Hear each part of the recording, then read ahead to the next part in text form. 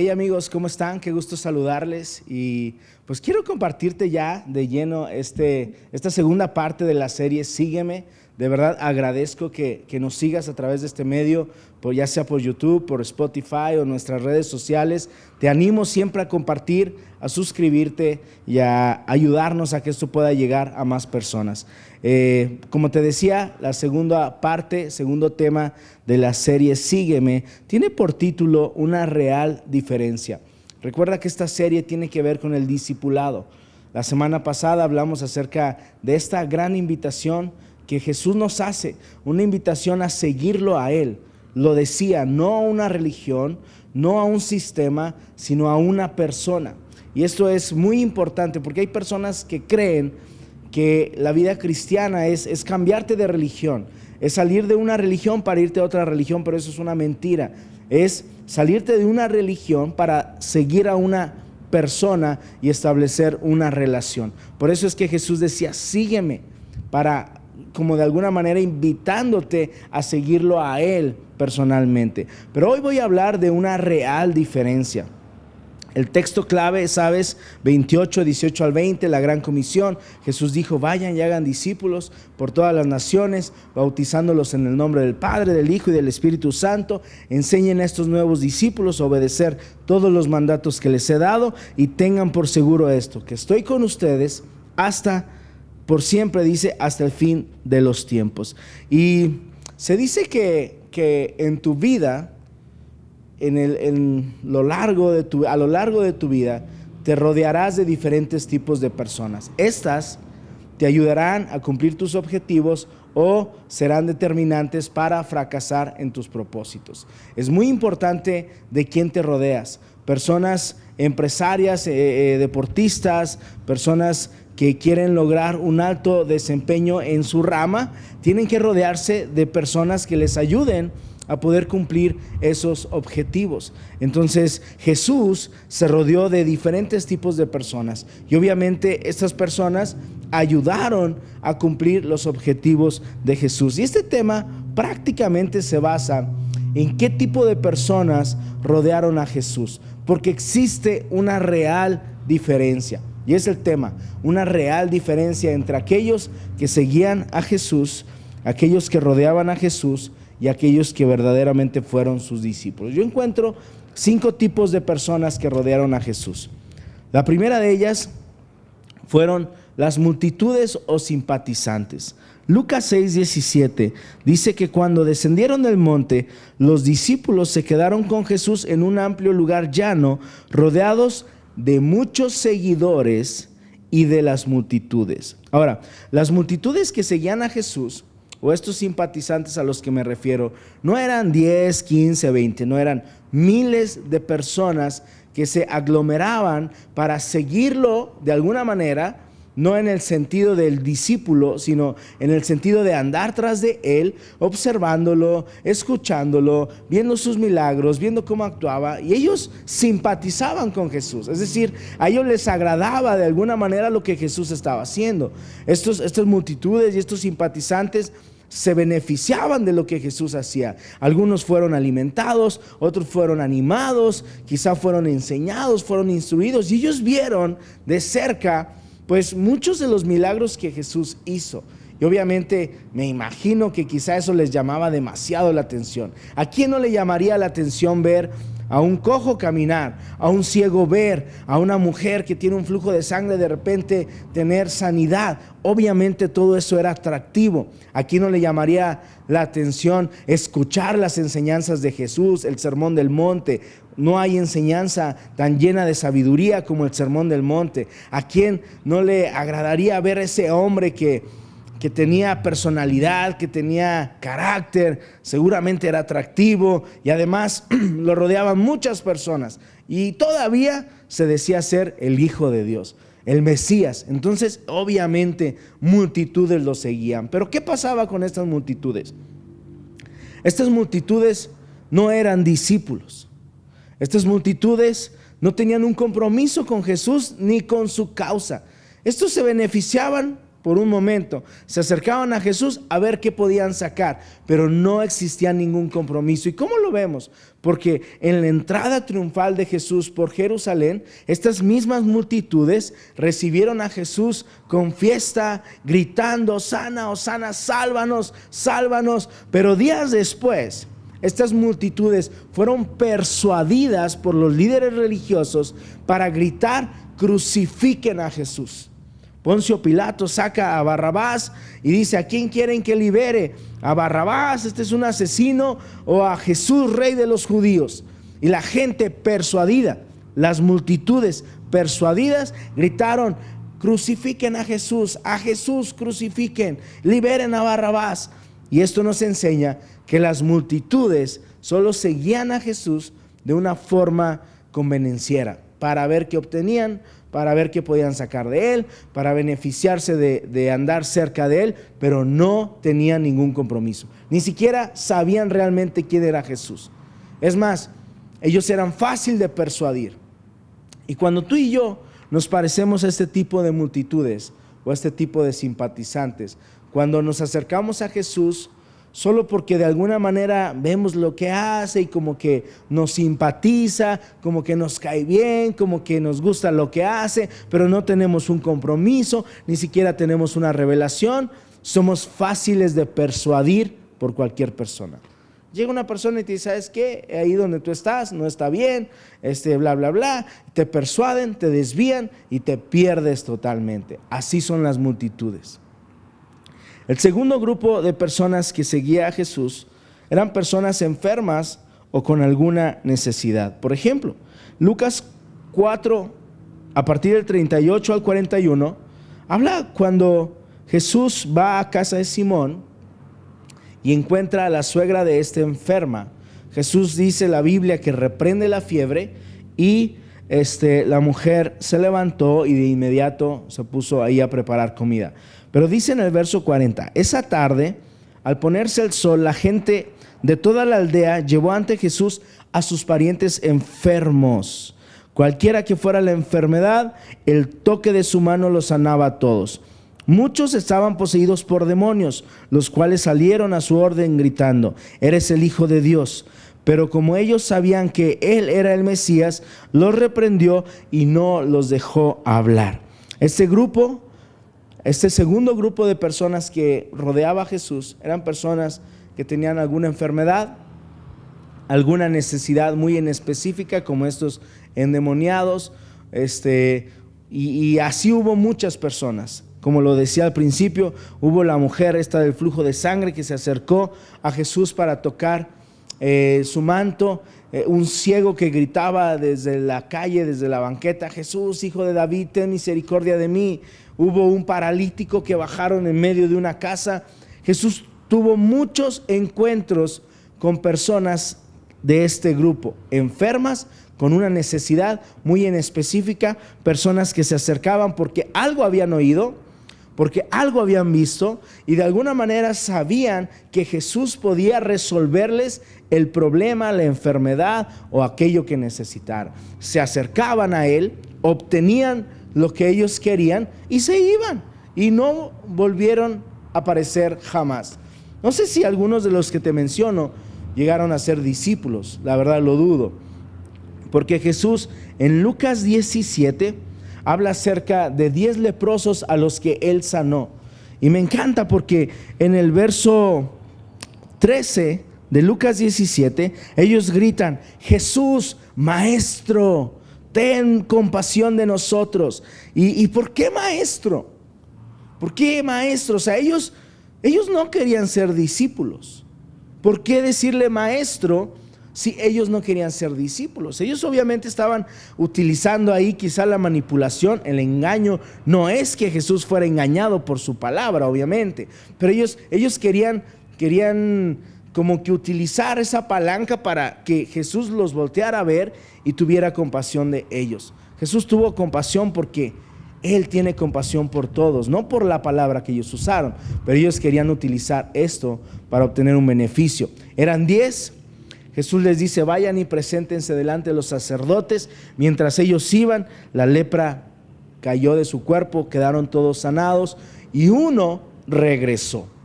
Cuando éste regresa y le da gloria a Dios y alaba a Dios, Jesús dice, ¿no eran 10? ¿Dónde están los otros 9? Esos 9 se alejaron. Y este grupo de personas tiene esas características. Son aquellos que se acercan a Jesús por una necesidad. Quizá un matrimonio roto, quizá una alma o un corazón roto, una enfermedad, problemas con los hijos, y entonces llegan a las iglesias, Jesús, Jesús, ayúdanos, y Jesús les ayuda y se alejan de Él y no vuelven a aparecer jamás. ¿Por qué? Porque era más grande su necesidad. Este tipo de personas no pueden vislumbrar que pueden llegar a convertirse discípulos de Jesús. No, para ellos solamente es el ser saciados de la necesidad que ellos tienen. El tercer grupo de personas son los líderes religiosos. Estos, los de la secreta, los que solo ellos y a lo mejor Jesús saben que los siguen, pero estos se mantienen tras bambalinas. Ellos prefieren la discreción.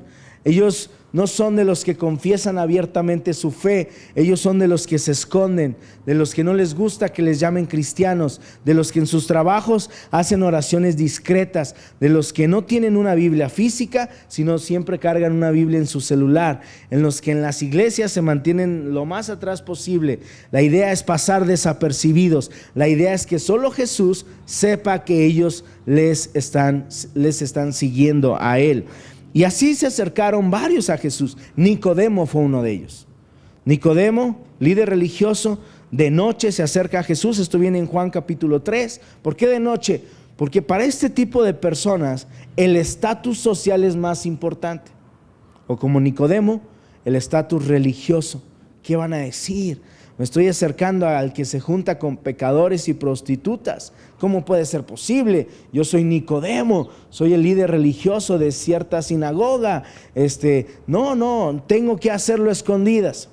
También un joven rico, que yo lo digo que es religioso porque se acercó preguntando, hey maestro, otra vez usa esa palabra maestro, esto viene en Marcos 10, y le pregunta, ¿qué puedo hacer para heredar la vida eterna? Y Jesús, conociéndolo, le dice, tú lo sabes, los mandamientos. Eso lo he seguido desde mi juventud. Ok, te falta una cosa, vende todas tus posesiones, dalo a los pobres y sígueme. Y el joven rico se sintió tan mal porque tenía mucho dinero. Entonces, religiosos siguen a Jesús a escondidas. Tampoco hay un compromiso, tampoco se convierten en discípulos. Les gusta más pasar desapercibidos, pero no llegan a convertirse en discípulos. El cuarto grupo de personas son los amigos. Jesús tuvo amigos. Jesús tuvo a Marta, a María y a Lázaro, sus amigos de Betania, esta ciudad que quedaba a 3 kilómetros de Jerusalén, un lugar en el que Jesús prefería llegar a descansar, a encontrar ahí un lugar seguro, a encontrar a sus amigos y pasar un tiempo con ellos. Ahora, la Biblia no nos dice si Marta, María y Lázaro llegaron a convertirse en verdaderos discípulos. Yo quiero pensar que la relación que ellos tenían con Jesús era una relación más de amistad que de un compromiso con la causa de Jesús. Este grupo de personas son las que siguen a Jesús y están cerca de Jesús y de alguna manera tienen una amistad con Jesús. Ahora no digo que eso está mal, está bien. Son aquellos que pueden conocer a Jesús, pueden ser buenos adoradores, pero no llegan a ser discípulos. Se quedan a la distancia. Y este tipo de personas, tú las has escuchado, son las que dicen, yo con Dios todo, pero con su iglesia nada. Yo con Jesús todo, pero con su iglesia nada. Son amigos que dicen, contigo estoy hasta la muerte, pero con tu causa no me meto.